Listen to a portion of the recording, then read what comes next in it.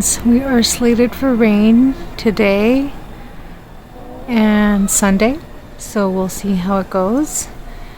It is getting pretty chilly during the mornings and in the evenings and at night, of course, but still tolerable.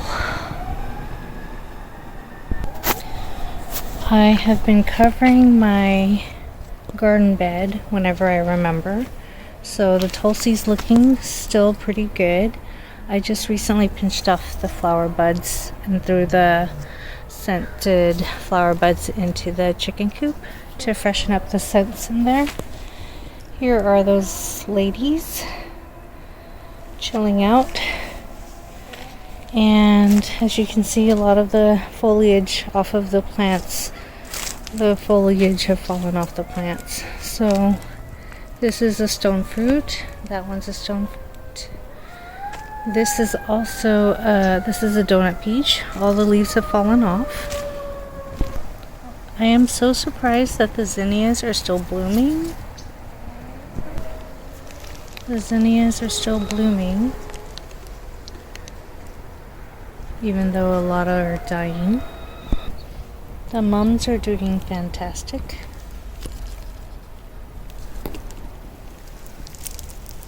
I tell you, that's worth growing everywhere because this is practically the only thing blooming. The roses are all blooming as well. I gotta deadhead this rose, but yeah, those are blooming. This is so cool. So I cut down this canna like weeks and weeks ago, and it had stored energy in it because I'm using it as chop and drop material, and it bloomed. That is so crazy. It opened up after it got cut down, post-mortem. This hibiscus is blooming. Friends, if you grow anything in the allium family, definitely grow shallots. They multiply and they're so easy to grow. It's really crazy. It hasn't gotten cold enough to kill this sunflower that I grew in the fall, around late September. Another thing I'm doing, since it's so cold outside, I am growing a few things like tatsoi and Swiss chard and spinach and some shallots, and so I'm growing those outside, but I don't like to spend all my time outside because it's so cold. And I am starting that little enclosed garden section. So because of that, I'm still collecting cardboard to put down to smother weeds. And so it's still in progress. And while I'm doing that, I have been crocheting. I've started a new baby blanket.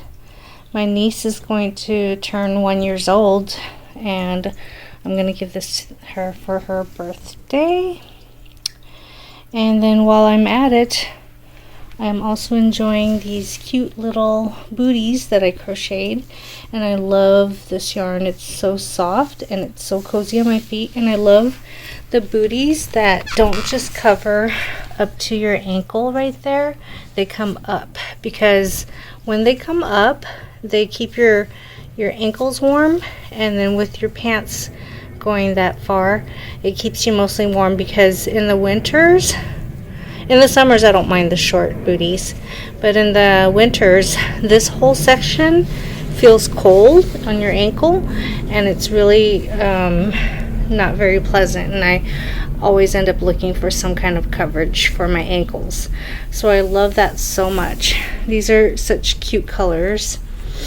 This is the Michael's Charisma yarn. It feels so soft and cozy, and I always make myself some, and it's slightly stretchy and everything, but mostly it's the stretch and the softness that makes it feel so good.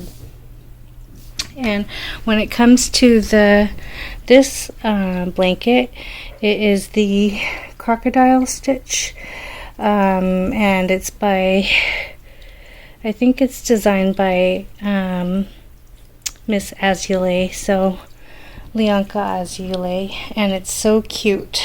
I love it so much. It's so ruffly, and it does look like cute little crocodile.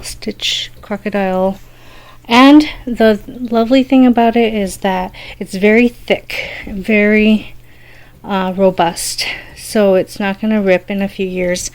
My son is like a little Linus from Charlie, and he loved to carry his blanket around so much. Every time I knit him a blanket, he had at least 2 or 3 blankets that he used so much. Wherever he went, he carried it with him, in the car, everywhere, and it would come apart. He wore it out so much, and I remember I felt so bad for him. The first one that he tore up, and it had a hole, and I couldn't fix it because it was big, and I was throwing it away, and he was crying. But this stitch is really good, and it's a really thick blanket, very cozy, so it's not going to go anywhere, and it looks fantastic.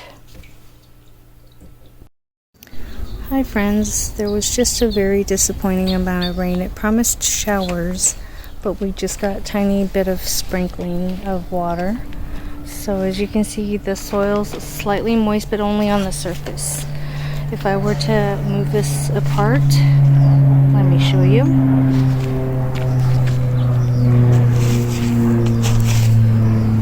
See, the dirt underneath is dry and it's moist up on top, less than an inch.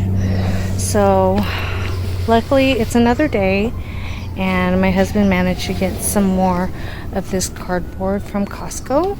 So he got 11 sheets, so I put it on this pathway that we normally walk on, and I placed more in the enclosed garden, potager garden space, because I plan on putting a bed right here, a long bed here. And then I put some more cardboard where I know that I'm not going to be using the soil, and it's going to grow weeds if I don't cover it. And this is especially good after a rain, because then you're keeping the water in the soil underneath the cardboard. It's going to take longer to dry, and it's going to provide more coolness, dampness underneath the cardboard, and it'll keep the weeds down. So it's dual purpose, stacked functions. So that's what I did. I put more cardboard down as much as I can, and eventually I'm going to fill up this walking path. It doesn't look that great, but I promise you it's going to do wonders on the soil. The wood chips on the top will not dry as quick, and it'll all break down a lot faster, and we will have good soil pretty soon everywhere.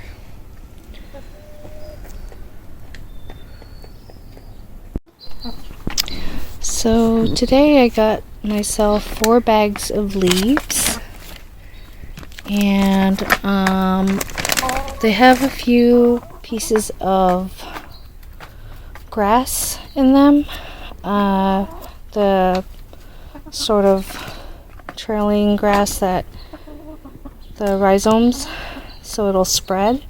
So what I'm going to do is I'm going to pour it into the chicken coop, because these leaves are really coarse, really thick, and they'll take a long time to break down. I mean, I can technically leave them in the bags and let them just rot down in the bags, but I think it'll be just as fast rotting in the chicken run, because let me show you the run. So recently we moved the chickens over to this part of the garden, and we bought and poured 4 bags of sand in here, but it's not like the sand's going to be able to be scooped up like you see. I would need to buy like 20 or 30 bags of sand in order to fill this area, in order for the coop to be scoopable.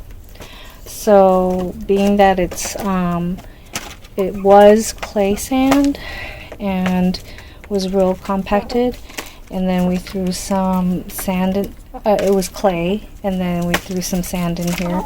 It'll balance each other out, and so that it doesn't get too stinky, I'll just throw some of those really thick leaves in here, and then the chickens will scratch around it, step on it, break it down, and it'll be good bedding in their run that they can break down for me, and eventually I can shovel it up and use it in compost.